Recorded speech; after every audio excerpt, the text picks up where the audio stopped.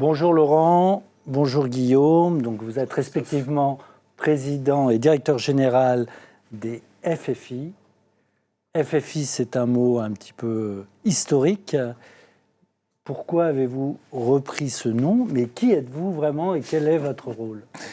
Alors FFI, c'est pour Force française de l'industrie, parce qu'on a estimé un jour de grand vent que les nouveaux résistants, c'était finalement les entrepreneurs, les industriels qui n'avaient pas délocalisé leur production, alors qu'à peu près tout avait été fait pour qu'ils le fassent.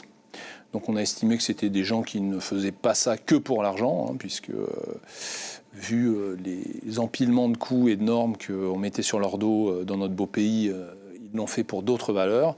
Et on s'est dit, ces gens-là, il faut qu'on les réunisse et qu'on organise un petit peu la reconquête industrielle de la France, puisque on considère que l'industrie n'est pas le problème de notre époque, mais en fait porte un certain nombre de ses solutions.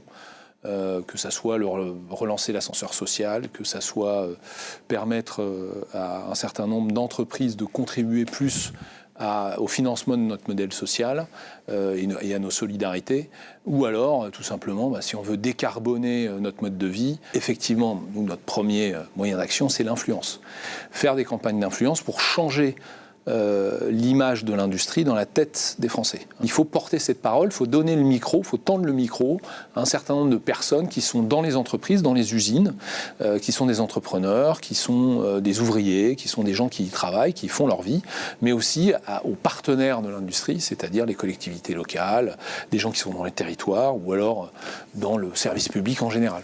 Mais prendre la parole, on a toujours considéré que ça ne suffisait pas. Il fallait aussi que l'on soit en capacité de se doter d'un moyen d'action concret. Une entreprise, par exemple, elle peut avoir besoin de recruter. Elle peut avoir besoin de recruter des compétences. Elle peut avoir besoin de recruter parce qu'il y a un départ. Elle peut avoir besoin de recruter lors d'une acquisition ou lors d'un départ à l'international. Pour ça, en fait, on va lui proposer les services de Delville, par exemple, puisque nous vous faites l'honneur d'être un de nos partenaires. Donc notre rôle, notre mission, va consister en fait à rassembler des investisseurs. Et ces investisseurs, on va mettre en face des entreprises. On va leur proposer des entreprises. En ce moment, si vous aviez un ou deux thèmes à communiquer sur lesquels vous travaillez? On va travailler par exemple beaucoup en ce moment le thème de l'investissement, le thème du financement de l'entreprise. Une thématique aussi qui nous intéresse beaucoup, puisqu'elle intéresse beaucoup le monde économique et nos entreprises, c'est le terme de la transmission. Entreprise familiale, par exemple, et qui ne trouve pas toujours nécessairement preneur. Bravo. Peut-être quelques petites dates de prochains événements. On va avoir notamment, on a 2 tournées qui sont en train de se créer. Une autour des entreprises familiales pour les valoriser, puis aussi pour montrer l'importance qu'elles ont au sein de nos régions et au sein de notre économie.